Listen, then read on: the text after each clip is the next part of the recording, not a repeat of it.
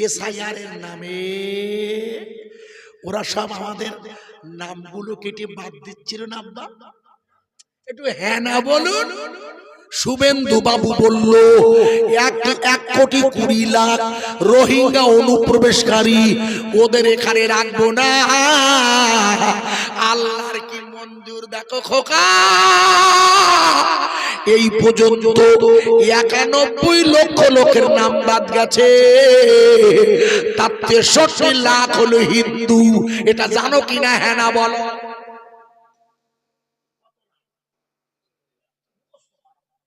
আর শেষে যে 27 লাখ বাদ গেছে খোকা, যাদের ডিলিট করিয়েছে ওর মধ্যে 10 লাখ হলো হিন্দু। কথা বোঝা যাচ্ছে খোকা?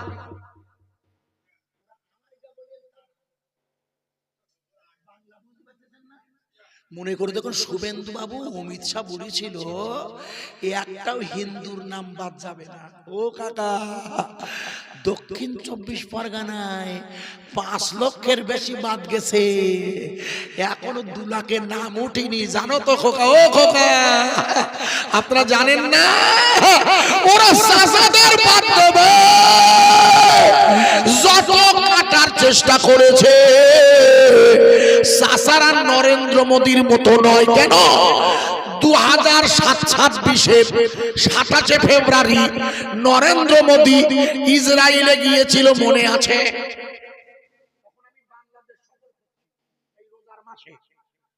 28 ফেব্রুয়ারি তখন আমি বাংলাদেশ জালসায় গেছি, মুর্শিদের দরবার বাংলাদেশ, পীর সাহেব হুজুরে আল্লাহর মুর্শিদের দরবার আমার। যাই হোক, তো ওই সময় 27 ফেব্রুয়ারি মোদিজি ইসরায়েলে গিয়েছিল। মনে করে দেখুন, ইসরায়েলে গিয়ে বলেছিল ইসরায়েল হলো আমার ফাদারল্যান্ড, মানে এটা হলো আমার বাপের ভিটে। আর তারপরের দিন ইসরায়েল ইরানে হামলা করেছিল ট্রাম্পকে সাথে নিয়ে, মনে আছে? সব মনে পড়বে, আমি মনে করিয়ে দিচ্ছি।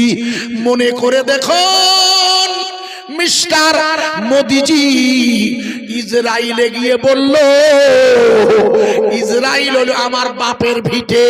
আমার প্রশ্ন, ইসরায়েল যদি ওর বাপের ভিটে হয় তাহলে গুজরাট ওর কার ভিটে?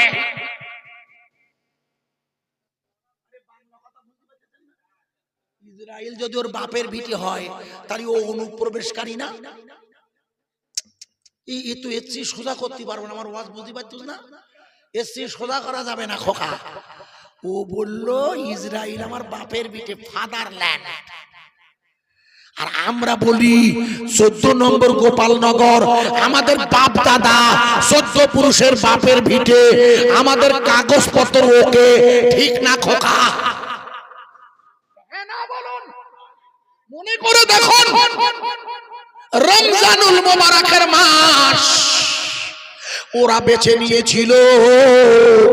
ওরা মানে কারা? ওরা মানে মদিনায় এসেছিল মক্কা থেকে এক দল, নাম ছিল আবু লাহাব, ওতবা, সোয়াইবা। ওরা মুহাম্মদকে মারবে বলে রোজার মাসে মদিনা শরীফের বদর ময়দানে 1000 সৈন্য নিয়ে আল্লাহর নবীকে হত্যা করতে এসেছিল। কিনা হ্যাঁ না বলুন? কেন? যেহেতু রোজার মাসে মুসলমানরা দুর্বল হয়, তাই এই জন্যে আমেরিকা ইরানে হামলা করার আগে আয়াতুল্লাহ আলী খমেনি, ওনার সাথে আকায়েদের আমাদের পার্থক্য আছে। আয়াতুল্লাহ আলী খামেনির যে আকীদা, তার সাথে আমার পার্থক্য আছে। কিন্তু ওখানে 40% সুন্নি মুসলমান আছে যে আহলে সুন্নাতুল জামাতের। আমাদের জমিয়তে উলামায়ে হিন্দের রাজ্য সভাপতি মাওলানা সিদ্দিকুল্লাহ চৌধুরী সাহেবের নাম শুনেছেন? মুন্ডু শুনেছেন? শুনেছেন? ভালো হয়েছে। ওনার কাছে জিজ্ঞেস করে দেখবেন, উনি ইরানে গিয়েছিলেন। ইরানের আয়াতুল্লাহ আলী খামেনি তখন বেঁচে আছে, সাক্ষাৎ করেছিল। উনি বলেছিলেন, মৌলানা আপনি এসেছেন পশ্চিমবঙ্গ থেকে, মমতা ব্যানার্জি রাজ্যের মন্ত্রী, আপনি লিখে নেন আমাদের এখানে শিয়া সুন্নির কোনো গন্ডগোল নেই। ওই যে হাই হোসেন করে যারা, ওরা আমাদের দলের লোক নয়। আমরা হাই হোসেন করে রক্ত ঝরানোটা সমর্থন করি না। আমাদের মেয়েরা বোরকা পরে বুকটা হাত দিয়ে শোক প্রকাশ করে রোজার মধ্য দিয়ে, তবুও ওনাদের সাথে আমাদের আকীদাগত পার্থক্য আছে। কিন্তু মনে করে দেখুন, আয়াতুল্লাহ আলী খামেনির কাছে মিস্টার ডোনাল্ড ট্রাম্প চিঠি দিয়েছিল, বলেছিল আমরা তোমাদের তেলের ভান্ডার দখল করতে চাই, অথবা পরমাণু বোমাটা তোমরা নষ্ট করতে হবে, তোমাদের পরমাণু বোমা করা যাবে না। যদি এটা না মেনে নাও তাহলে আমরা তোমাদের হাতে মারবো আর পাতে মারবো। মাওলানা আয়াতুল্লাহ আলী খামেনি বলেছিল যে মুসলমানেরা এক মাস আল্লাহর জন্য রোজা রাখে, মিস্টার ট্রাম্প আপনি তাদের খাবানোর ভয় দেখাবেন না। ও ভাই আপনার ডাকছি, এখানে আসেন। এখন আসতেছেন তো, হয়তো আগে ছিলেন। এই খোকা সামনে আয়, ভাব ভালো না খোকা, এই খোকা সামনে আয় খোকা। একদম ফাঁকা হয়ে গেছে। আমার এরকম অভ্যাস নেই ওয়াজ করা, ভুল বুঝবেন না, কারণ যার যেমন সম্মান তার দিতে হয়। তা স্যার রাগ করেননি তো আমি ডাকলাম বলে? স্যার রাগ করেন, আমি এখন হেডমাস্টার, এখন ক্লাস চালাতে হচ্ছে, তো এই জন্য আমাকে ঘুরতে হচ্ছে, দেখতে হচ্ছে যে কোনো টিচার বাইরে আসে কিনা, যদি থাকে ডেকে নিতে হয়। ভুল বুঝবেন না, আমি আপনাকে যে জায়গায় রাখছিলাম ভালো করে বোঝার চেষ্টা করুন। মনে করে দেখুন 2023-এ ওরা রাম মন্দির বানিয়েছিল, অথচ আপনারা যারা লেখাপড়া জানেন 2024-এর লোকসভা ভোটে যেখানে রাম মন্দির তৈরি হয়েছিল ওই জায়গাটা নাম অযোধ্যা, আর যে জায়গাটায় বানানো হয়েছিল ওটা হলো মসজিদে বাবরি। ওরা মসজিদে বাবরির পাশে রাম মন্দির বানিয়ে দিয়েছিল জোর করে।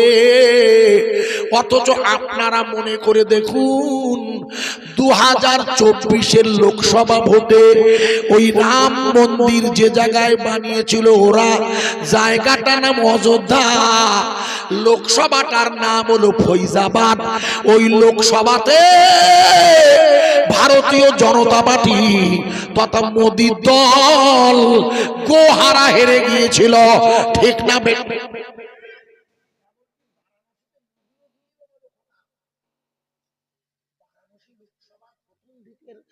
মিডিয়া আপনার মনে আছে কি?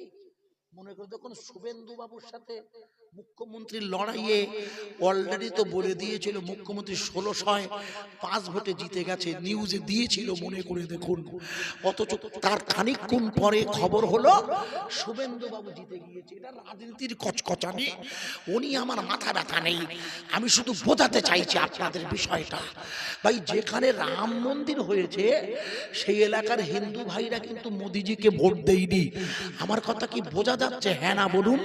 আমি বোঝাতে চাইছি কেন, মনে করে দেখুন মিস্টার ট্রাম্প আর নেতানজি ওয়ারা লাগাতার ইরানের জমিনে প্রথমে শুরু করে দুদিনের মধ্যে সব ধ্বংস করে ফেলবে বলেছিল, রিজিম চেঞ্জ করে দেবে, আয়াতুল্লাহ আলী খামেনি আর তার দলবলকে গদি থেকে নামিয়ে দেবে। মনে করে দেখুন 40 দিন হয়ে গেছে, ওদের নামিয়ে দেওয়া দূরে থাক, বরং নিজেরাই যুদ্ধ বন্ধের প্রস্তাব পাঠিয়েছে, ঠিক না বেঠে?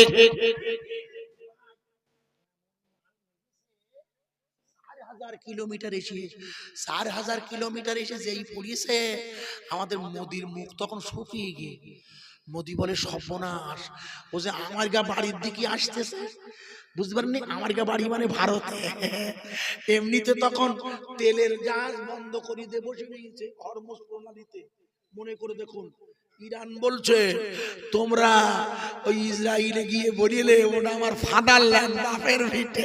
দাঁড়া শালা, বাপের ভিটে করাচ্ছি, মাল পাঠাবো না। মোদিজি বলে এ তো মহাজালায় পড়েছি, তাড়াতাড়ি ইরানের প্রেসিডেন্টের কাছে, হ্যালো আমি মোদি বলছি স্যার। হ্যালো, বলে কি হয়েছে? বলে গ্যাস পাঠান, বলে টাকা পাঠান। আসেন না, ওয়াজ বুঝতে হয়, তাহলে মুশকিলে পড়ে যাব। ভাইয়ের আমার, আমি আপনাকে যে জায়গায় রাখছিলাম না বুঝতে পারলে মুশকিল। ভারতবর্ষের মসজিদে বাবরির ভাঙা জায়গায় রাম মন্দির হলেও হিন্দুরা ওই লোকসভা আসনে মোদিজিকে হারিয়ে দিয়ে বুঝিয়ে দিয়েছে আমরা তোমাদের অন্যের ধর্ম ভেঙে, অন্যের ধর্মস্থান ভেঙে মন্দির বানানোটা সমর্থন করি না। ঠিক না বেঠে? এসে বসেছি, এই জায়গাটা কি মসজিদ প্রথম থেকে ছিল না যেখানে করছেন ওই জায়গাটায়? আমার প্রশ্নের উত্তর দেন। যেখানে এখন নামাজ চলছে এটা টেম্পোরারি, আর যেখানে মসজিদ হচ্ছে,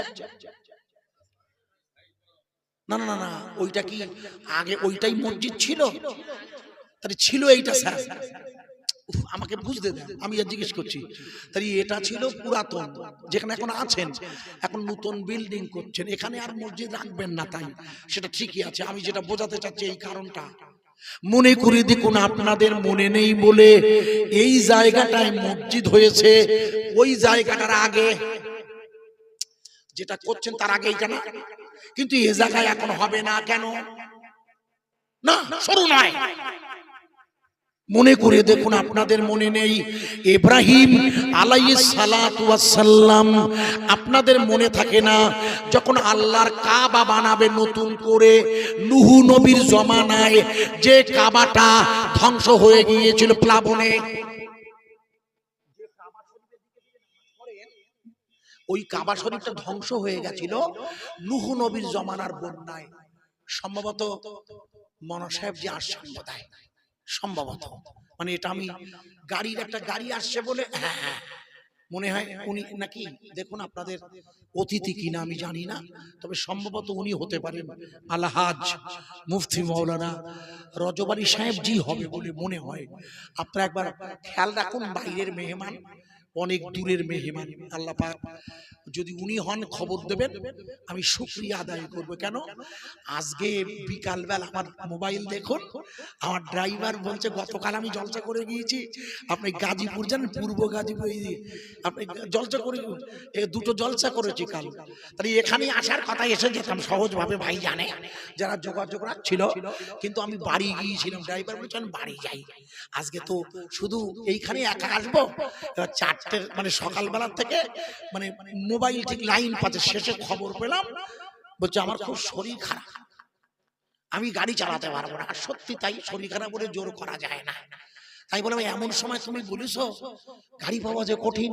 আমার একজন ভক্ত, সে ওই যে ছেলেটা এসছে, ওর কালকে বসিরহাট থানায় 5:30টায় ডিউটি নেওয়া আছে, ওদের ওই গাড়ি দেবে কালকে, দেবার দিন এবং জমা কাল লোক যাবে ওর গাড়িতে।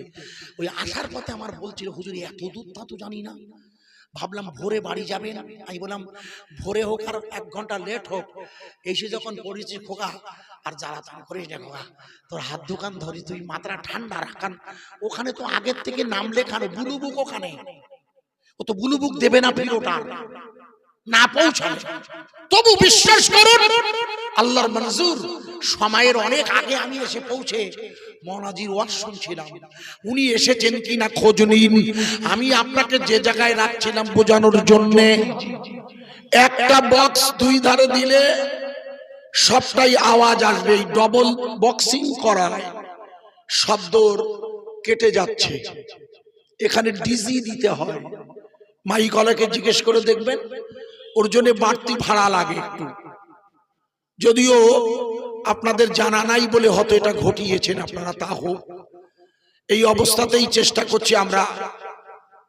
এমন নবী কোথায় পাবে তোমরা বলো না, নবী আছে মদিনায়, কবে যাব জানি না, দূর ভারতে আছি বসে, নবী মদিনায়, সবাই মিলে আছি বসে, মসজিদি গোপালনগরের ভিস্তি পাড়ায়। আল্লাহুম্মা সাল্লি আলা, জোরে বলুন, ওয়া আলা আলি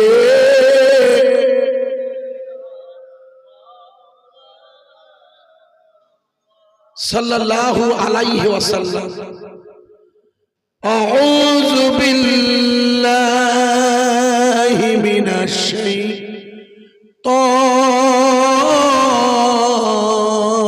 শাইতানির রাজীম।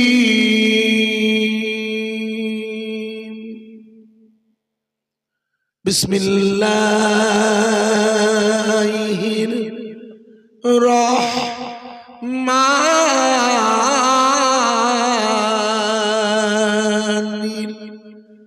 রহিম।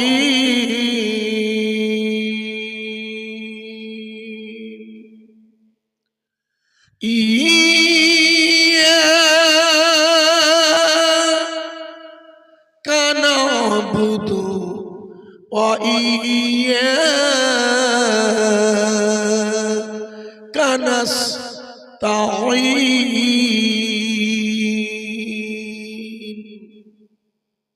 সম্মানিত আমাদের গোপালনগর ভিস্তিপাড়া জামে মসজিদের আমাদের বয়স অনেক নবীন, আমাদের জয়নুল আবেদিন সাহেব আমার চেয়ে বয়সে ছোট, খোঁজ নিয়ে দেখবেন, চলে গেছেন কি জানি না, থাকলে জিজ্ঞেস করে দেখবেন। আমি এই লাইনে নই নই করে 40 বছরের বেশি আমার হয়ে গেছে এই লাইনে। আপনাদের গোপালনগরে তখন এসেছি, তখন আমাদের আপনাদের মনে নেই, আমি নৌকায় করে এসেছি, মনে আছে? নৌকায়, আপনাদের মনে নেই অনেকে, বৃষ্টি মাথায়। যাই হোক, এই গোপালনগর অনেক দিন ধরে আমার চেনা জায়গা।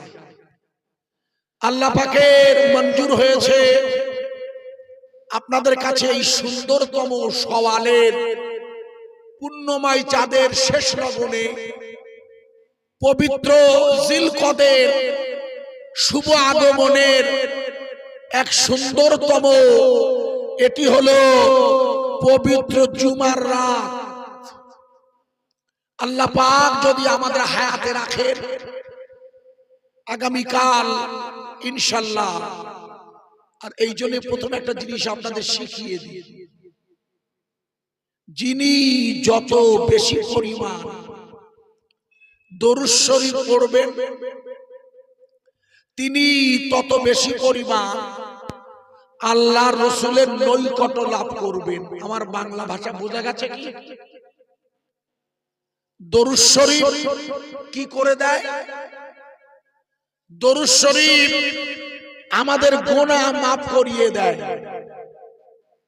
এই জন্য আগামীকাল জুমার দিন হুজুরের পিছনে জুমা পড়বেন, আর আসরের নামাজের বাদে মসজিদে মেয়েরা বাড়িতে একটি দরুদ শরীফ পড়ে নেবেন। আল্লাহুম্মা সাল্লি আলা, আমি নিজে করি, তাই আপনাদের করতে বলছি। আল্লাহুম্মা সাল্লি আলা মুহাম্মাদানিন নবিল উম্মি ওয়ালা আলিহি ওয়া সাল্লিম তাসলিমা। মুখস্থ আছে? আপনার মুখস্থ নেই? আরে হ্যাঁ না বলুন। আছে? বাহ, এটা আল্লাহর রাসূল বললে জুমার দিন আসরের নামাজের বাদে এই দরুদ শরীফটা ৮০ বার পড়লে ৮০ বছরের গুনাহ মাফ হয়ে যায়। জোরে বলুন। কত বছরে? আপনার বয়স কত? ৭০। বাহ, আপনি তো বোনাসে আছেন এখন। বোনাস মানে হলো আল্লাহ রাসূল সাল্লাল্লাহু আলাইহি ওয়াসাল্লাম বলেছেন আমার উম্মতের গড় আয়ু হবে ৬০ থেকে ৭০। রাসূল পাকের হাদিসে এসেছে, এটি খেয়াল করে শুনে নিন। ৬০ থেকে ৭০ হলো গড় আয়ু, বয়স। আল্লাহ পাক আপনাকে ওই লাইনে রেখে দিয়েছেন। যদি আরেকটু বেশি হয় তাহলে সেটা ৮০-তে চলে যায়। আল্লাহ রাসূল বললে ওর জীবনে ৮০ বছর গোনা। একবার জোরে বলুন। কি করলে? গুড দরুদ শরীফ পাঠ করলে। এই জন্য আপনাদের কাছে আমি বোঝানোর জন্য বলছি, আশা করা যায় বুঝতে পারবেন। পর পর বলবো, আশা করছি। আমি আপনাদের কাছে কোরআনুল কারীমের ছোট্ট একটা আয়াত তেলাওয়াত করেছি। খুব মন দিয়ে শুনবেন রাতের এই বেলা। আশা রাখা যায় একটু মন দিলে বিষয়টা ক্লিয়ার করা যায়। আয়াতে কারিমাটা লক্ষ্য করুন। ইয়্যাকা না'বুদু, আমার ইবাদত হবে আমার আল্লাহর। ওয়া ইয়্যাকা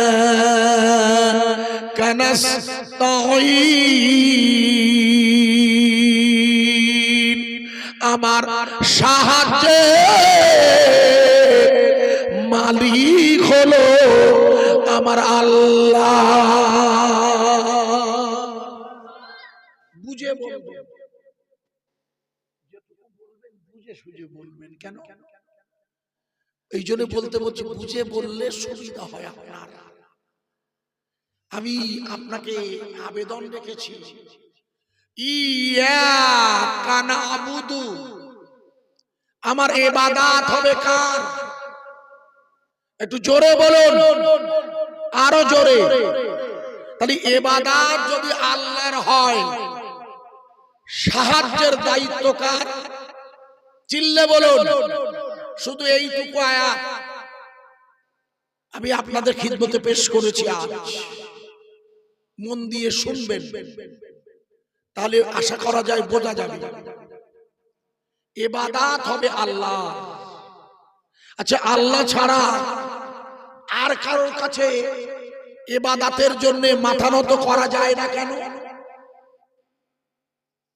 উত্তর দিন। না না, কেন যায় না?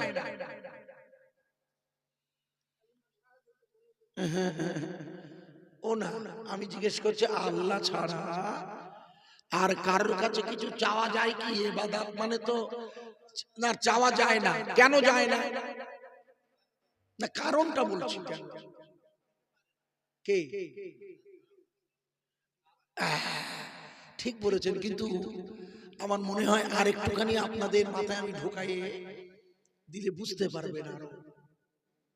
হাসবি রাব্বি জাল্লাল্লাহ, এটা শোনা আছে? পরের লাইন বলুন।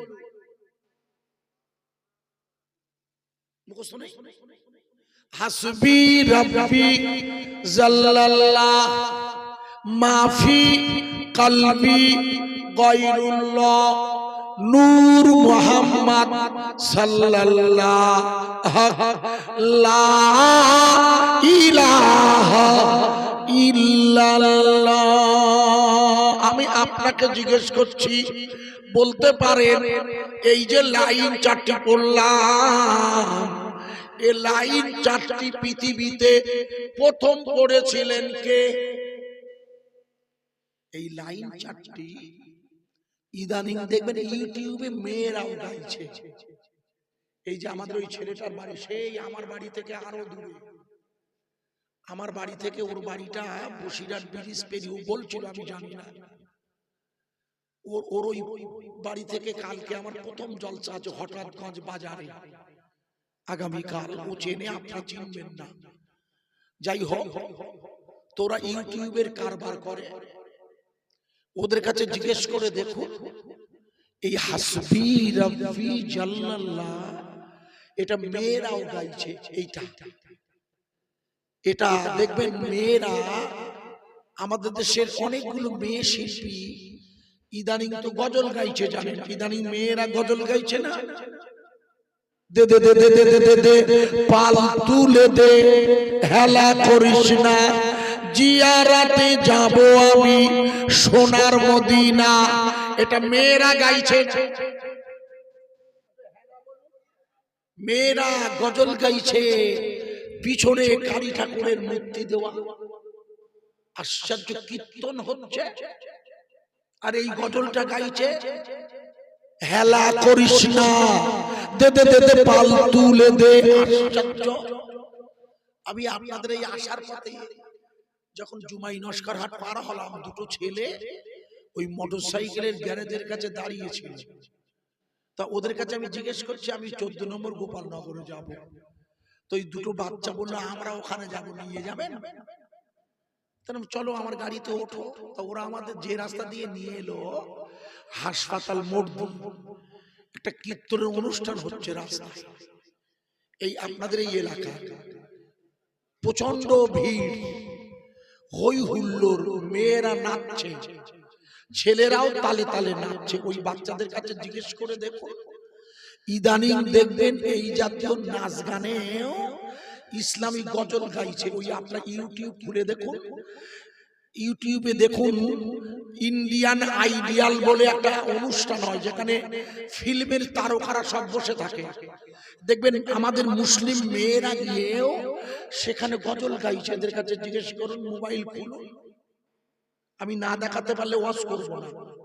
অথচ এই হাসবি রাব্বি জাল্লাল্লাহ, এই নাচটি, এই গজলটি, এটা প্রথম গেয়েছিল কে বলতে পারেন? মুরব্বি জানেন? আমি কিন্তু আপনাদের ধরছি, মানে ছোট করছি না, বোঝানোর জন্য। এই হাসবি রাব্বি জাল্লাল্লাহ, এই নাচ শরীফটি প্রথমেই গেয়েছিল ফুরফুরা শরীফের মুজাদ্দেদ জামান আমিরুশ শরিয়াত আবু বকর সিদ্দিক ওরফে দাদা হুজুর রাহমাতুল্লাহ আলাইহি। 120 বছর আগে উনি এটা প্রথম গান, 120 বছর হয়ে গেছে। এটা আপনাদের শুনে শুনে মুখস্থ। আমি এটা ধরলাম কেন? আল্লাহর পরিচয় শেখাবো বলে। ওই ছেলেটি বললে আল্লাহ ছাড়া কারোর কাছে কিছু চাওয়া যায় না, কারণ কারোর দোয়ার ক্ষমতা নেই, তাই বললেন না? কিন্তু সত্যি কি তাই? দাদা হুজুর বলছে, দেখুন, হাসবি রাব্বি জাল্লাল্লাহ এর বাংলা মানেটা শুনে নিন আগে। এর বাংলা মানে হলো সকল প্রশংসা ওই আল্লাহ, যে আল্লাহ জাল্লে জালালাহু ও আম্মানা ওয়ালাহু, অর্থাৎ সকল প্রশংসা ওই আল্লাহ, যে আল্লাহর মরণ হয় না। জোরে বলবেন।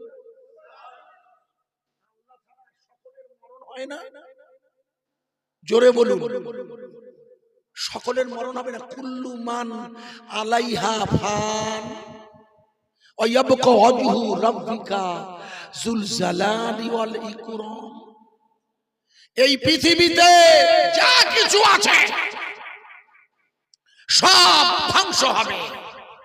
হাসবি রাব্বি জাল্লাল্লাহ আল্লাহু লা ইলাহা ইল্লা হুয়াল হাইয়ুল কাইয়ুম। এই পৃথিবীর জমিনে একমাত্র আমরা সবাই একমত হবেন আমার সাথে, আমার আল্লাহ হলেন চিরঞ্জীবী, যার মরণ হয় না, জোরে বলা যাবে না। এই জন্য আমাদের প্রতিবেশীরা যারা আছেন আশেপাশে, আপনাদের এখানে যারা একসাথে আমরা বসবাস করি, আমাদের প্রতিবেশীরা বা আমরা যারা এখানে আছি, আপনারা গতকাল নিশ্চয়ই 1433 সালের পয়লা বৈশাখ হয়েছে না গতকাল? একটু হ্যাঁ না বলুন। এটা কি হয়েছে? এটা বাঙালির নতুন বছরের শুরু হয়েছে গণনা। হিন্দু ভাইদের কাছে পয়লা বৈশাখ নতুন বছরের সূচনা করে। ওরা হচ্ছে হিন্দু বাঙালি, আমরা হলাম মুসলিম বাঙালি। আমাদের কাছেও নববর্ষের প্রথম মাস বাঙালি হিসাবে পয়লা বৈশাখ, কিন্তু একজন মুসলমান হিসাবে আমাদের নববর্ষের নাম কি বৈশাখ না। একজন মুসলমান হিসাবে আমাদের নববর্ষের নতুন বছরের শুরুর মাসের নাম হলো মুহররম।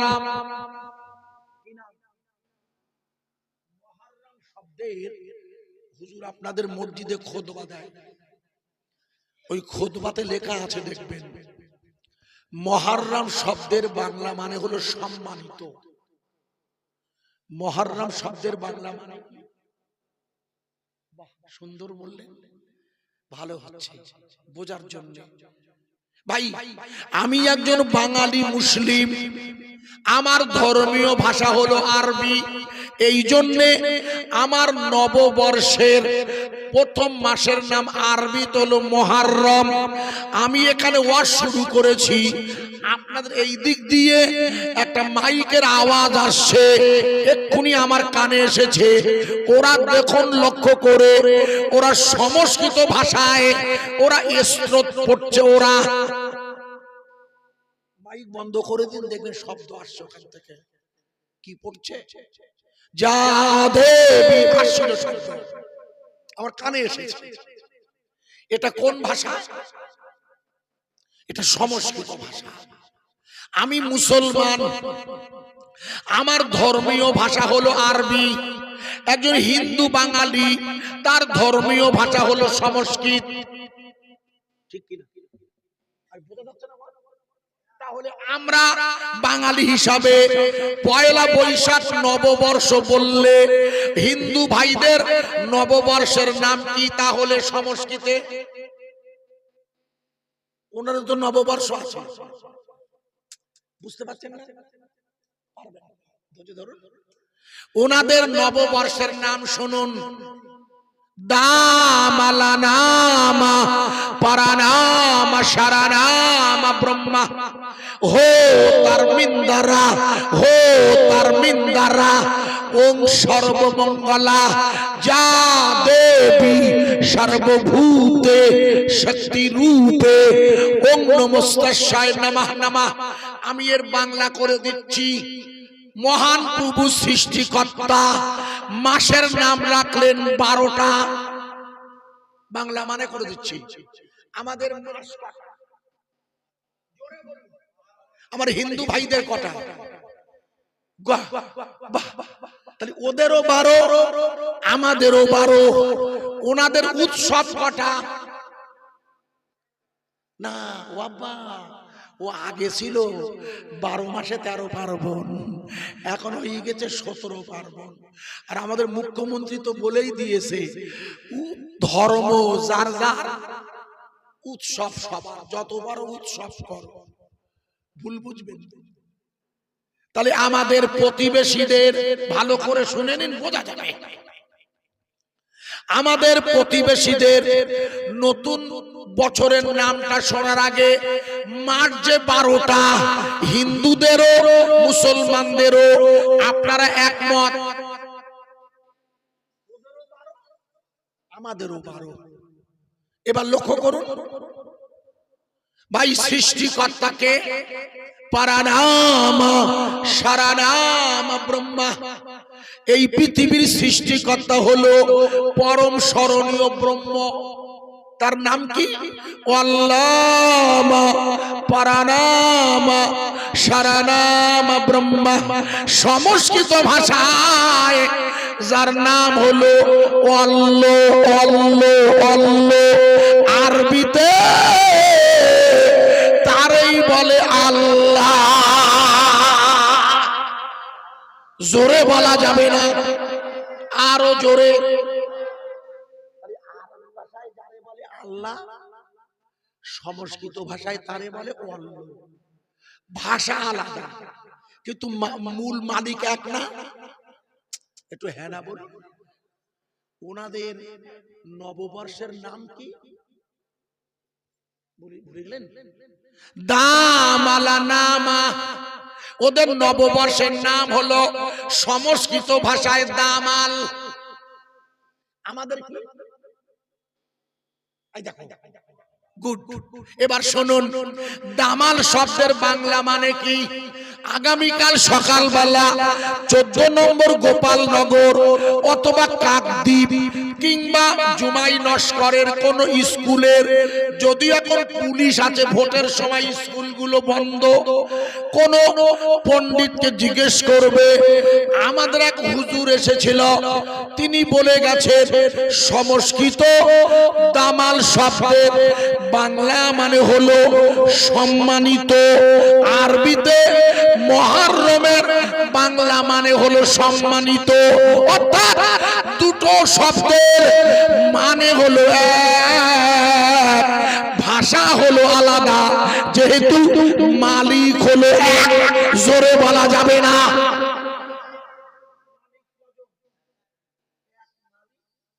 ভাষা আলাদা। আর রহমান আল্লামাল কুরআন খলাকাল ইনসান আল্লামাহুল বায়ান। ভাষা কার? একটু জোরে বলবেন না।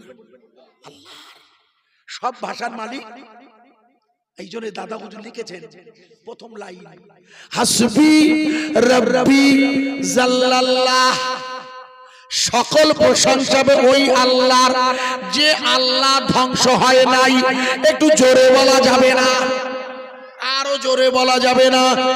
আমি আপনাকে জিজ্ঞেস করছি, উত্তর দিয়ে বলবেন তো। একটু আগে মাওলানা জয়নুল আবেদিন বলছিল আপনাদের কাছে রমজানুল মুবারকের নাম আয়াত দিয়ে রমজানের কথা বলছিল। আমি অনেকক্ষণ এসেছি, ওনার বয়ান শুনছিলাম। আমি আপনাদের জিজ্ঞেস করছি, বলুন তো আপনারা রমজানুল মুবারকের রোজা উনি বলেছেন বলে জিজ্ঞেস করছি, রেখেছিলেন কার জন্যে? আল্লাহুম্মা সুমতু লাকা। হে আল্লাহ, আমি রোজা রেখেছি কার জন্য? বলুন বলুন। তোমার জন্য। বাহ, এই বাচ্চাটা তো ভালো। বাহ, সুন্দর বললেন তো বাবা। আল্লাহুম্মা সুমতু লাকা। হে আল্লাহ, আমি রোজা রেখেছি কার জন্য? জোরে বলুন। তোমার জন্য, অন্য কোনো ব্যক্তির জন্য তো নয়। খুব ভালো করে ওয়াজ বুঝতে হবে। আমরা রোজা রেখেছি কেবলমাত্র আল্লাহর জন্য, আল্লাহ খুশি হবে তাই। অন্য কোনো ব্যক্তির জন্য তো সেই 4:15 সেহেরি আর 5:53 ইফতার, এই লম্বা সফর আমাদের পৃথিবীর কোন ধর্মগুরুরা কাউকে শিখিয়েছে? আরে গত 30শে চোদ্দ চড়ক হলো, 29শে চোদ্দ গাজন হলো, আপনারা আওয়াজ দিয়ে বলুন। এই চড়ক বা গাজন যারা করে তাদের বলে সন্ন্যাসী। এই সন্ন্যাসীরা তারা উপবাস করে বটে, কিন্তু সারা দিন তারা যে উপবাস করে তাতে কি তারা পানাহার, পানি এবং খাবার সবটাই বাদ দেয় না? আপনাদের জানা নাই তাদের কিছু সিস্টেম আছে, কিছু হালকা পানীয় এবং কিছু খাবার তারা খায়। একমাত্র মুসলমানরা রোজা রাখে 14 থেকে 16 ঘন্টা উপোস করে। কার জন্য? আরে জোরে বলুন। এই সুযোগ কাজে লাগিয়ে আপনারা মনে করে দেখুন, পবিত্র রমজানুল মুবারক আল্লাহর নবীর কাছে ফরজ হয়েছিল। রমজানুল মুবারক ফরজ হয় 2য় হিজরিতে। মনে করে দেখুন,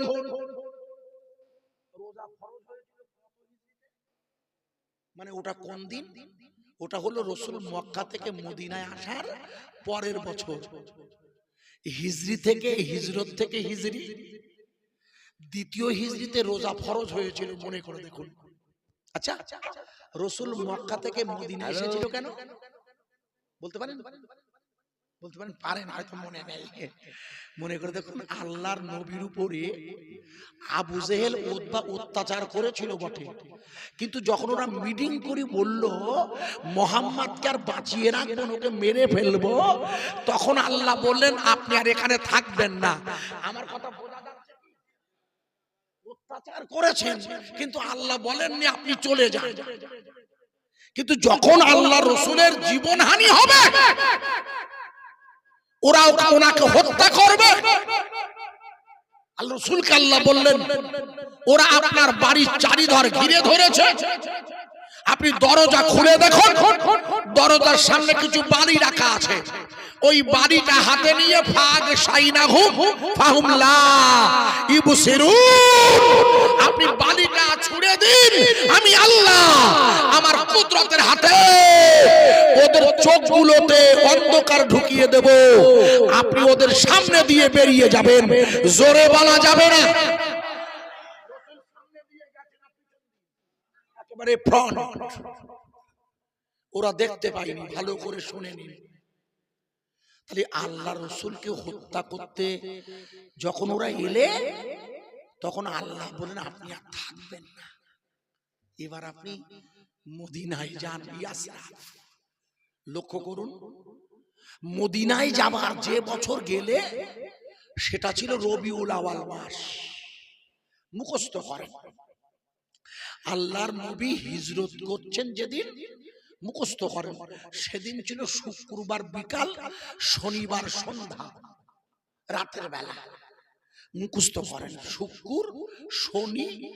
আল্লাহ রসুল 3 দিন গারে সুরে অবস্থান করেছিল। মনে করে দেখুন, এই 3 দিনের পর গারে সুরে অবস্থান করার পর আল্লাহর নবীকে ইহুদিদের লিডার আব্দুল্লাহ বিন উতাইকিত, মুখস্থ রাখেন নামটা, কি নাম? আব্দুল্লাহ বিন উতাইকিত। এই ভদ্রলোক আল্লাহর নবীর পথ দেখিয়ে নিয়ে গিয়েছিল। একটু জোরে বলবেন না? রসুলকে মক্কা থেকে মদিনায় নিয়ে গেছিলেন যিনি, তিনি কি? ইহুদি। ভালো করে শুনে নিন, খুব ইন্টারেস্টিং এই জায়গাটা। তার নামটা কি? আব্দুল্লাহ বিন উতাইকিত। ভালো করে খেয়াল করুন। ওই ভদ্রলোকে পরে প্রশ্ন করা হয়েছিল, আচ্ছা মুহাম্মাদুর রাসূলুল্লাহ তো তোমার ধর্মের লোক নয়, বরং তোমার বিরোধী, তা তুমি ওনাকে রাস্তা দেখিয়ে পালিয়ে নিয়ে যাবার সাহায্য করলে কেন? উনি বলেছিলেন শোনো, আমি তো ইহুদিদের ধর্মগুরু, আমাদের ধর্মগ্রন্থের নাম হচ্ছে তোরাত। কি নাম? আসলে নাম ছিল তাওরাত, পরবর্তীতে পরিবর্তন হয়ে নাম হয়েছে তোরাত। তয়কার রয়াকার হ। বলছে আমি প্রত্যেক শনিবারে তোরা পড়ি, যে জায়গায় নাম তার সিনাগগ। কি নাম? ধর্মস্থান নাম হচ্ছে সিনাগগ। প্রত্যেক শনিবারে পড়ি। এক শনিবারে আমরা তোরা পড়তে গিয়ে দেখি মুহাম্মাদের নাম এক জায়গায়। আমাদের কিতাব, ও কিতাবটা কার? ওটা আল্লাহর কিতাব না পাগল? আল্লাহ যে চারখানি কিতাব দিয়েছিল তার মধ্যে একটা কিতাবের নাম তাওরাত, আর নবী হলো মুসা আলাইহিস সালাম না? এই জন্যে বলছে আরে ও কিতাবটা তো আমাদের, কিন্তু ও কিতাবের মধ্যে মুহাম্মদ সাল্লাল্লাহু আলাইহি ওয়াসাল্লামের নাম কেন? বলে আমি চুরি করে কিতাব পড়াতে পড়াতে ওই নামটা আঙুল দিয়ে কেটে কেটে কাগজটা নিচে ফেলে দিয়েছিলাম, কিন্তু পরের শনিবারে এসআইআর এর নামে ওরা সব আমাদের নামগুলো কেটে বাদ দিচ্ছিল না। আব্বা একটু হ্যাঁ না বলুন। শুভেন্দু বাবু বলল 1,20,00,000 রোহিঙ্গা অনুপ্রবেশকারী ওদের এখানে রাখবো না। আল্লাহর কি মঞ্জুর দেখো খোকা, এই পর্যন্ত 91 লক্ষ লোকের নাম বাদ গেছে, তার 63 লাখ হলো হিন্দু। এটা জানো কিনা? হ্যাঁ না বলো।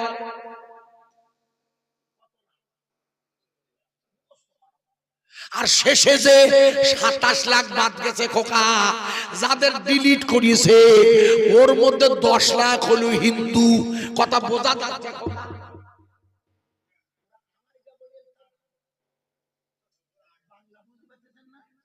মনে করে দেখুন, শুভেন্দু বাবু অমিত শাহ বলেছিল একটাও হিন্দুর নাম বাদ যাবে না। ও কাকা, দক্ষিণ 24 পরগনায় 5 লক্ষের বেশি বাদ গেছে, এখনো 2 লাখের নাম উঠেনি। জানো তো খোকা? ও খোকা, আপনারা জানেন না ওরা সাসাদের বাদ দেবে যত কাটার চেষ্টা করেছে। সাসারা নরেন্দ্র মোদীর মতো নয়। কেন? 2026-এর 27 ফেব্রুয়ারি নরেন্দ্র মোদী ইসরায়েলে গিয়েছিল, মনে আছে?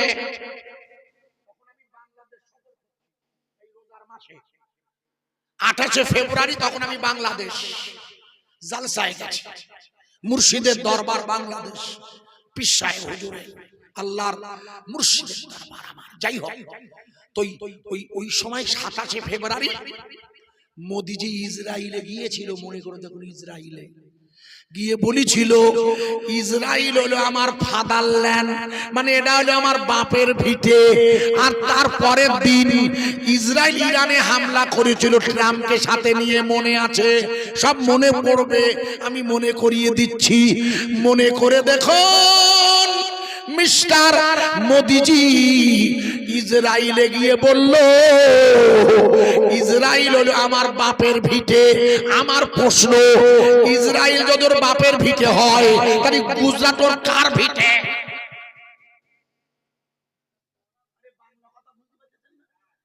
ইসরায়েল যদি ওর বাপের ভিটে হয় তাহলে ও অনুপ্রবেশকারী না? এই তো এর চেয়ে সোজা করতে পারবো না। আমার ওয়াজ বুঝতে পারছিস না? এর চেয়ে সোজা করা যাবে না খোকা। ও বলল ইসরায়েল আমার বাপের ভিটে, ফাদারল্যান্ড। আর আমরা বলি 14 নম্বর গোপালনগর আমাদের বাপ দাদা, 14 পুরুষের বাপের ভিটে, আমাদের কাগজপত্র ওকে। ঠিক না খোকা? মনে করে দেখুন, রমজানুল মোবারকের মাস ওরা বেছে নিয়েছিল। ওরা মানে কারা? ওরা মানে মদিনায় এসেছিল মক্কা থেকে এক দল, নাম ছিল আবুল আহাব, ওদবা, সোয়াইবা। ওরা মুহাম্মদকে মারবে বলে রোজার মাসে মদিনা শরীফের বদর ময়দানে 1000 সৈন্য নিয়ে আল্লাহর নবীকে হত্যা করতে এসেছিল। কিনা হ্যাঁ না বলুন? কেন? যেহেতু রোজার মাসে মুসলমানরা দুর্বল হয়, তাই এই জন্যে আমেরিকা ইরানে হামলা করার আগে আয়াতুল্লাহ আলী খমেনি, ওনার সাথে আকায়েদের আমাদের পার্থক্য আছে। আয়াতুল্লাহ আলী খামেনির যে আকীদা তার সাথে আমার পার্থক্য আছে, কিন্তু ওখানে 40% সুন্নি মুসলমান আছে যে আহলে সুন্নাতুল জামাতের। আমাদের জমিয়তে উলামায়ে হিন্দের রাজ্য সভাপতি মাওলানা সিদ্দিকুল্লাহ চৌধুরী সাহেবের নাম শুনেছেন? মুন্ডু শুনেছেন? শুনেছেন? ভালো হয়েছে। ওনার কাছে জিজ্ঞেস করে দেখবেন, উনি ইরানে গিয়েছিলেন। ইরানের আয়াতুল্লাহ আলী খামেনি তখন বেঁচে আছে, সাক্ষাৎ করেছিল। উনি বলেছিলেন, মাওলানা আপনি এসেছেন পশ্চিমবঙ্গ থেকে, মমতা ব্যানার্জি রাজ্যের মন্ত্রী, আপনি লিখে নেন আমাদের এখানে শিয়া সুন্নির কোনো গন্ডগোল নেই। ওই যে হাই হোসেন করে যারা, ওরা আমাদের দলের লোক নয়। আমরা হাই হোসেন করে রক্ত ঝরণটা সমর্থন করি না। আমাদের মেয়েরা বোরকা পরে বুকটা হাত দিয়ে শোক প্রকাশ করে রোজার মধ্য দিয়ে, তবুও ওনাদের সাথে আমাদের আকীদাগত পার্থক্য আছে। কিন্তু মনে করে দেখুন, আয়াতুল্লাহ আলী খামেনির কাছে মিস্টার ডোনাল্ড ট্রাম্প চিঠি দিয়েছিল, বলেছিল আমরা তোমাদের তেলের ভান্ডার দখল করতে চাই, অথবা পরমাণু বোমাটা তোমরা নষ্ট করতে হবে, তোমাদের পরমাণু বোমা করা যাবে না। যদি এটা না মেনে নাও তাহলে আমরা তোমাদের হাতে মারবো আর পাতে মারবো। মাওলানা আয়াতুল্লাহ আলী খামেনি বলেছিল যে মুসলমানেরা 1 মাস আল্লাহর জন্য রোজা রাখে, মিস্টার ট্রাম্প আপনি তাদের খাবানোর ভয় দেখাবেন না। ও ভাই আপনার ডাকছি, এখানে আসেন। এখন আসতেছেন তো, হয়তো আগে ছিলেন। এই খোকা সামনে আয়, ভাব ভালো না খোকা, এই খোকা সামনে আয় খোকা। একদম ফাঁকা হয়ে গেছে। আমার এরকম অভ্যাস নেই ওয়াজ করা, ভুল বুঝবেন না।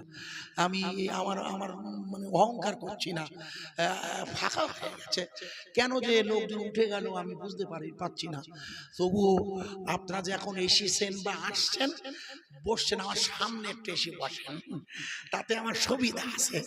সুবিধা হলে একটু মনটা ভালো হয়, যে যাক কিছু মানুষ তো অন্তত শোনার জন্য। এখন আবার নতুন ওটা মাই গলা ভাই, আপনি খেয়েছেন ভাই? খাইয়েছেন? আপনি হিন্দু ভাই না মুসলমান? হিন্দু ভাই। আরে হ্যাঁ না বলুন, তাতে কি আছে? চিকেন দিয়েছে তো আপনার? আমাদের চিকেন রান্না আছে, সাদা ভাত আর চিকেন আর কুমড়ো আর চিংড়ি মাছের ছক্কা, দারুণ রেঁধেছে কমিটি। ওনাকে খাইয়ে দেবেন। আরে মেহমান তোরা আমার, প্যান্ডেলওয়ালা, মাইকওয়ালা, ডেকোরেটেড ম্যান, ওরা যে ধর্মের হন না কেন, ওরা তো আমাদের অতিথি।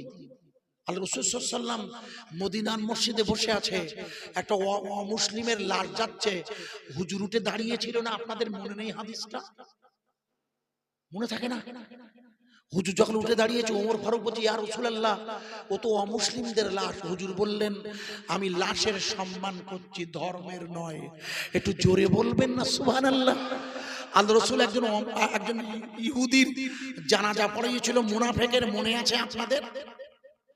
আমি লম্বা করলে মাথায় ঢুকবে না সময়ের অভাবে, আমি আমার মূল বায়ানে ফিরতে পারবো না। তাহলে আমি আপনাকে প্রথমেই তাই বুঝিয়ে নিতে চাইছিলাম, মিস্টার ট্রাম্প আর তার দলবল, মোদিজি আর যোগীজি, অমিত শাহ তার দলবল ইমানের কলেমার দাওয়াত বন্ধ করতে চাই। আর আমরা বলতে চাই হাসবি রব্বি জাল্লাল্লাহ। ইমানের কলেমার দাওয়াত চলবে না, বন্ধ হবে। নারে তাকবীর। আর একটু জোরে হবে না? আল্লাহ আল্লাহ এই জিকির করে আমি আপনাকে কি জিজ্ঞেস করতে পারি? এবার আমার জবান নয়, জিকির করবে কলব। আল্লাহ আল্লাহ বলবে। অমিত শাহ মোদিরা এই আল্লাহর শব্দটা কেড়ে নিতে পারে কি? জোরে বলুন, আরো জোরে। আমি আপনাকে বুঝিয়ে দিচ্ছি, আশা করি আমার কথা বোঝা যাচ্ছে, আশা করছি। আমি উদাহরণ দেই, তাহলে আপনাদের মাথায় ঢুকবে। মনে করে দেখুন 2024-এর লোকসভা ভোটের আগে মোদিজি বলেছিল আপকি বার 400 পার, বলেছিল না? ভালো করে শুনবেন। কেন? যেহেতু 2023-এর লোকসভা ভোটের আগে ওরা রাম মন্দির উদ্বোধন করেছিল, মনে করে দেখুন। আপনাদের মনে নেই? ও ভাই, ও ভাই,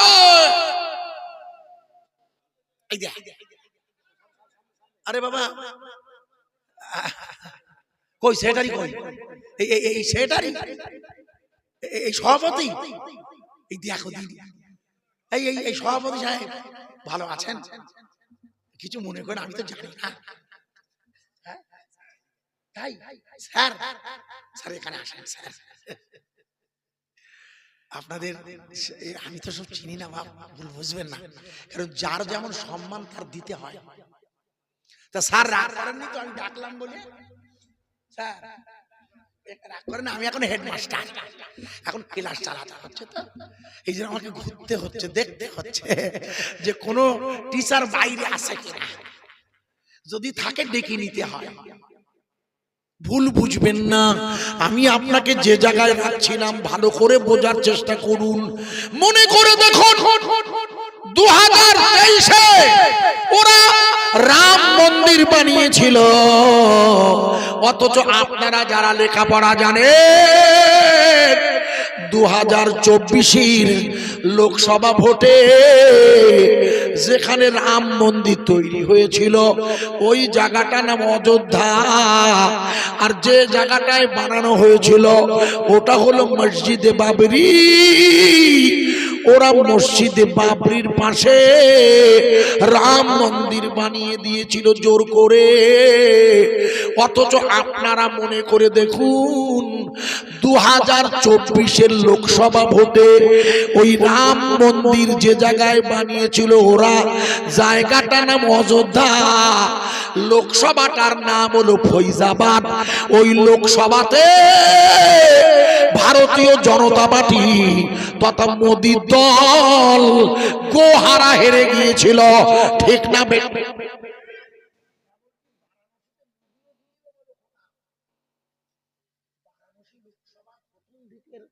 মিডিয়া আপনার মনে আছে কি? মনে করে দেখুন শুভেন্দু বাবুর সাথে মুখ্যমন্ত্রীর লড়াইয়ে অলরেডি তো বলে দিয়েছিল মুখ্যমন্ত্রী 1605 ভোটে জিতে গেছে, নিউজে দিয়েছিল, মনে করে দেখুন। অথচ তার খানিকক্ষণ পরে খবর হলো শুভেন্দু বাবু জিতে গিয়েছে। এটা রাজনীতির কচকচানি, উনি আমার মাথা ব্যথা নেই, আমি শুধু বোঝাতে চাইছি আপনাদের বিষয়টা। ভাই যেখানে রাম মন্দির হয়েছে সেই এলাকার হিন্দু ভাইরা কিন্তু মোদিজিকে ভোট দেয়নি। আমার কথা কি বোঝা যাচ্ছে? হ্যাঁ না বলুন। আমি বোঝাতে চাইছি কেন, মনে করে দেখুন। মিস্টার ট্রাম্প আর নেতানজি ওয়ারা লাগাতার ইরানের জমিনে প্রথমে শুরু করে দুদিনের মধ্যে সব ধ্বংস করে ফেলবে বলেছিল, রিজিম চেঞ্জ করে দেবে, আয়াতুল্লাহ আলী খামেনি আর তার দলবলকে গদি থেকে নামিয়ে দেবে। মনে করে দেখুন 40 দিন হয়ে গেছে, ওদের নামিয়ে দেওয়া দূরে থাক, বরং নিজেরাই যুদ্ধ বন্ধের প্রস্তাব পাঠিয়েছে, ঠিক না বেঠে?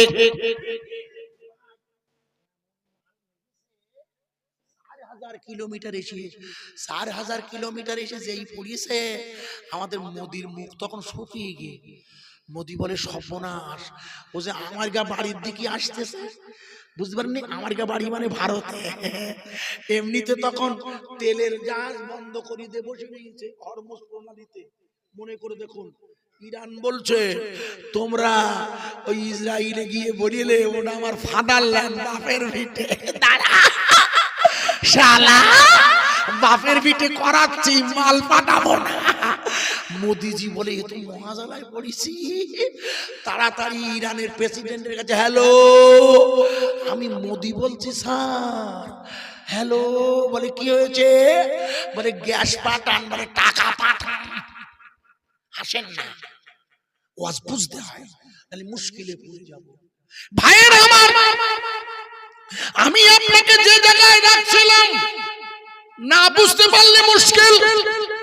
ভারতবর্ষের মসজিদে বাবরির ভাঙা জায়গায় রাম মন্দির হলে হিন্দুরা ওই লোকসভা আসনে মোদিজিকে হারিয়ে দিয়ে বুঝিয়ে দিয়েছে, আমরা তোমাদের অন্যের ধর্ম ভেঙে, অন্যের ধর্মস্থান ভেঙে মন্দির বানানোটা সমর্থন করি না। ঠিক না বেঠে?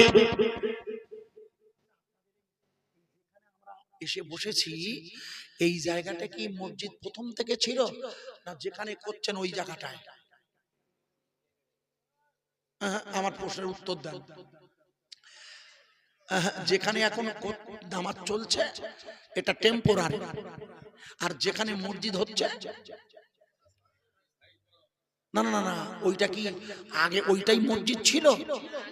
তাহলে ছিল এইটা স্যার, আমাকে বুঝতে দেন, আমি আর জিজ্ঞেস করছি।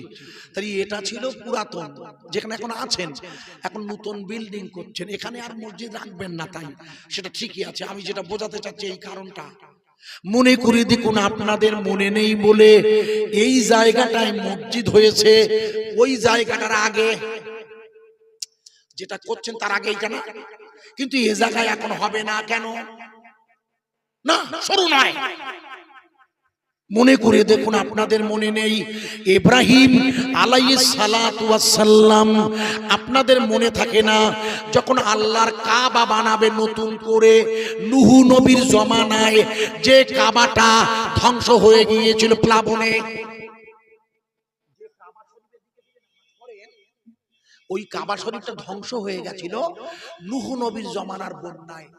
সম্ভবত মনা সাহেব যে আসছেন বোধহয়, সম্ভবত, মানে এটা আমি গাড়ির একটা গাড়ি আসছে বলে, হ্যাঁ হ্যাঁ মনে হয় উনি নাকি, দেখুন আপনাদের অতিথি কিনা আমি জানি না, তবে সম্ভবত উনি হতে পারেন আলহাজ মুফতি মাওলানা রজব আলী সাহেব জি হবে বলে মনে হয়। আপনারা একবার খেয়াল রাখুন, বাইরের মেহমান, অনেক দূরের মেহমান, আল্লাহ পাক যদি উনি হন খবর দেবেন, আমি শুকরিয়া আদায় করব। কেন আজকে বিকালবেলা আমার মোবাইল দেখুন, আমার ড্রাইভার বলছে গতকাল আমি জলসা করে গিয়েছি, আপনি গাজীপুর জানেন, পূর্ব গাজীপুর, আপনি জলসা করে, দুটো জলসা করেছি কাল, তাহলে এখানে আসার কথা এসে যেতাম সহজভাবে, ভাই জানে যারা যোগাযোগ রাখছিল, কিন্তু আমি বাড়ি গিয়েছিলাম, ড্রাইভার বলছে আমি বাড়ি যাই, আজকে তো শুধু এইখানে একা আসবো।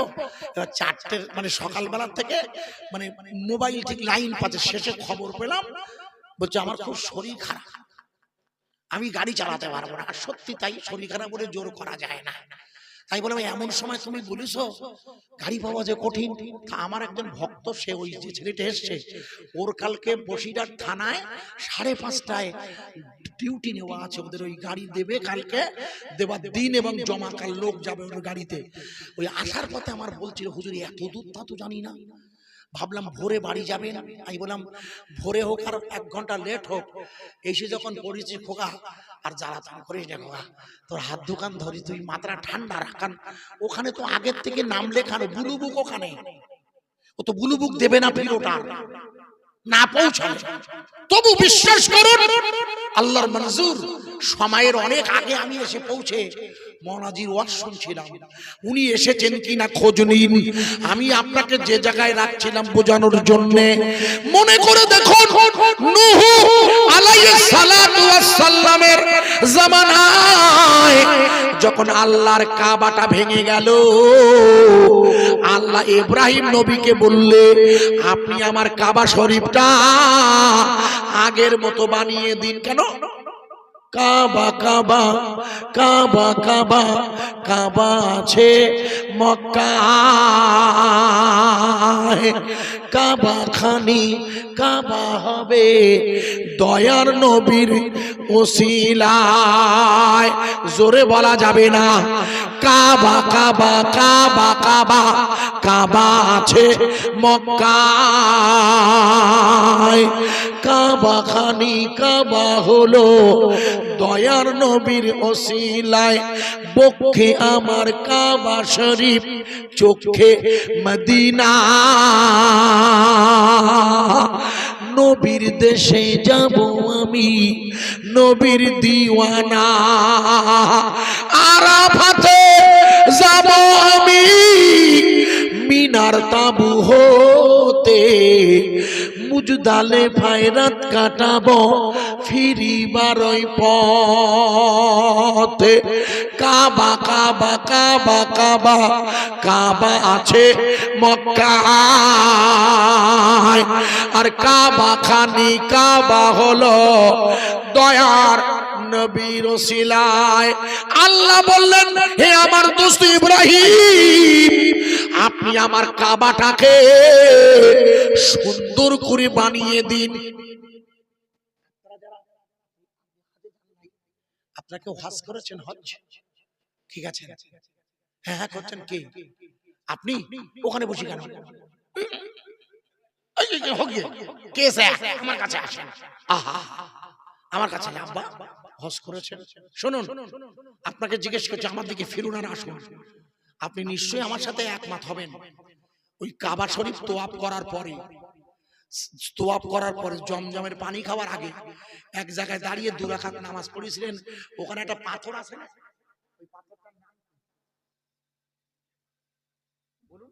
ইব্রাহিম নবী যে পাথরে দাঁড়িয়ে আল্লাহর কাবা বানিয়েছিল, সেই পাথর। নিজের চোখে দেখে আসুন, গেছেন, উঠে আসুন। কলকাতায় আরজি করে কদিন আগে লিফট ছিঁড়ে একজন মানুষ মারা গেছে, জানেন? শোনেননি? মিডিয়া দিয়েছিল, লিফট ছিঁড়ে দিয়ে পড়ে গেছে। ও ভাই, আল্লাহর কাবা বানায় ইব্রাহিম। আল্লাহ পাক বললেন, আপনি ওই পাথরটা নিন, ওতে বসে যান, ও আপনাকে উঁচু নিচু করে কাবা গাঁথিয়ে নেবে, জোরে বলা যাবে না। বিশ্বাস করতে পারবে না। কি বাবা, ঠিক বলছি না ভুল বলছি? তাতে ইব্রাহিম নবীর পা চিহ্ন, পাথর উঠছে, আপনি শুনলেন, আবার নামছে। একটু জোরে বলবেন না? এটা কার হুকুমে? চিল্লে বলুন আরো জোরে, নারায়ে তাকবীর। ঈমানের কালেমার দাওয়া চলবে না, বন্ধ হবে। আরে চিল্লে বল, পৃথিবীর কোন শক্তি লা ইলাহা ইল্লাল্লাহ, আল্লাহ যেটি আমাদের কলবে অবস্থান করছে, দাদা হুজুরের ভাষা, মাফি কলবি গায়রুল্লাহ, এই কলব থেকে বার করার ক্ষমতা পৃথিবীর কোন শক্তি আছে? ভালো করে শুনে নিন।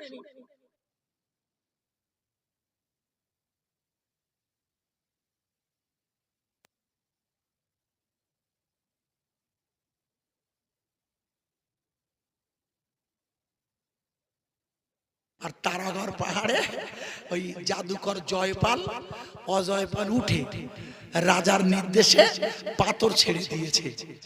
নিজের চোখে দেখে আসছে ইতিহাস। পাথরটা যখন ছেড়ে দিয়েছে, খাজা বাবা তলায় বসে আল্লাহর জিকির করছে, মোরাকাবা করছে। পাথরটা যখন আসছে, উনি পাথরটাকে একটু ওই আঙুল দিয়ে স্পর্শ করে বলেন, দাঁড়িয়ে যাও। সেইভাবে পাথরটা ঝুলছে না ভাইয়া? আরে হ্যাঁ না বলুন, এরা যেন আমায় মিথ্যেবাদী না বলে। নিজের চোখে দেখে আসুন। ইংল্যান্ডের রানী এসেছেন ভিক্টোরিয়া, কলকাতাতে যার নামে ভিক্টোরিয়া মেমোরিয়াল হল আছে, ইংল্যান্ডের রানী ভিক্টোরিয়া এসেছেন। মুন্সি আব্দুল করিম চৌধুরী, যিনি ওনার রান্না বান্না করে খাবান, এই মুন্সি আব্দুল করিম চৌধুরীকে সাথে নিয়ে উনি খাজা মঈনুদ্দিন আজমিরি, যার রওজা মোবারকে প্রত্যেক বছর আমাদের প্রধানমন্ত্রী একটা করে চাদর পাঠায়, 4 লাখ 5 লাখ টাকা দামের। অথচ দুর্ভাগ্য, প্রধানমন্ত্রী মোদিজি যে আল্লাহর ওলির রওজায় চাদর পাঠাচ্ছেন, শরিয়াতে আমাদের কিন্তু চাদর দিয়ে কবর ঢাকার মাসলা আমরা বিরোধী, এটা মনে রাখবেন। কিন্তু প্রধানমন্ত্রী দেয় বলে কথাটা বলছি। প্রধানমন্ত্রী মোদিজি পাঠিয়ে দিলেন 4 লাখ টাকার চাদর, আর মোদিজির লোকজন ওই বাবরি মসজিদ চেতন, ওই হযরতে খাজা মঈনুদ্দিন চিশতি আজমিরি রওজার তলায় ওরা শিবের মন্দির খুঁজছে। ঠিক না বে ঠিক? যমুনাতে গিয়ে সৌদি আরবে গিয়ে সালমান মোহাম্মদ বিন সালমানকে জড়িয়ে ধরছে, আর এখানে এসে বলছে মুসলমান অনুপ্রবেশকারী। ঠিক না? খুব ভালো করে খেয়াল করে নেবে খোকা। কঠিন সময়, আল্লাহর রহমত যে এখনো গরুর গোশত 300 টাকায় খাচ্ছেন। ওরা ইচ্ছা করে বাড়িয়ে দিয়েছে। হ্যাঁ, ও তো বাড়াবে কেন, হাসবেন না, ইচ্ছা করে বাড়িয়েছে, সামনে কোরবানি দাম তুলে দিয়েছে। হ্যাঁ হ্যাঁ, প্রত্যেক বছর এই চালাকি করে। আমাদের ওখানে তো 320 টাকা গোশত। কিসের গোশত? ও হো হো হো, আচ্ছা, আপনাদের এখানে ওই ফেরা, খালি গোশ 400, হাড়ওয়ালা তাও তো কম না, আমাদের চেয়ে বেশি যে। ও আল্লাহ, তা যাক, আল্লাহর রহমে আমরা এখনো খেতে পাচ্ছি। ও খোকা, ত্রিপুরায় ওয়াজ করতে গেছিলাম, আসামে আমি যাই, বাংলাদেশে যাও খাওয়া যায় না তো। ওই ওখানে যা গোস্তের দাম শুনলে আপনার মাথা কাজ করবে না। আল্লাহ শকর, আপনাদের এখানে যখন এলাম, আপনার তো এক বালতি গোস্ত রান্না করে দিয়েছেন, আর ওই ওই যেখানে দাম বেশি এই পাত্রে করে নিয়ে বলছে হুজুর নেন, হুজুর নেন, নেবেন না? বুঝতে পারেন? মাল তো কম, দাম বেশি, সেই যে শুধু বলছি নেন নেন, তার নেবো কি করে? আর আপনারা বালতি খেলিয়ে দিয়ে বলছেন যত পারেন তুলে খান। আর ঠিক বলছি না ভুল বলছি? আপনি ছিলেন তো, এই বালতি দিয়েছিল না, ওই যিনি খাওয়াচ্ছেন চেষ্টা দেখেন, হুজুর বালতি শুদ্ধ খান, মানে বালতি নিয়ে মাল তোলে। ভুল বুঝলে মুশকিল। আমি আপনাকে যে জায়গায় রাখছিলাম, মুলে গেলে মুশকিলে পড়ে যাব। গরিবে নওয়াজ খাজা মঈনুদ্দিন চিশতি আজমিরি সঞ্জিরি ইংল্যান্ডের রানী ভিক্টোরিয়ার সাথে নিয়ে খাজা বাবার রওজায় ঢুকেছেন জুতো পায়ে দিয়ে। যখন গটগট করে কবরে জুতো পায়ে দিয়ে উঠেছে, ইংল্যান্ডের রানীর জুতো খাজা বাবার রওজার ওই ঢোকার মুখে যে পথ আছে, ওই মাটি টেনে ধরেছে। ইংল্যান্ডের রানী বলছে, ও মাই গড, ঈশ্বর, আমার কি হবে, আমি বাড়ি যাব কি করে? মুন্সি আব্দুল করিম চৌধুরী বলছে, madam, you can not say God, এখানে গড গড করেন না। বলে এখানে কি করতে হবে? বলে এখানে বলতে হবে অলমাইটি আল্লাহ। বলে আল্লাহ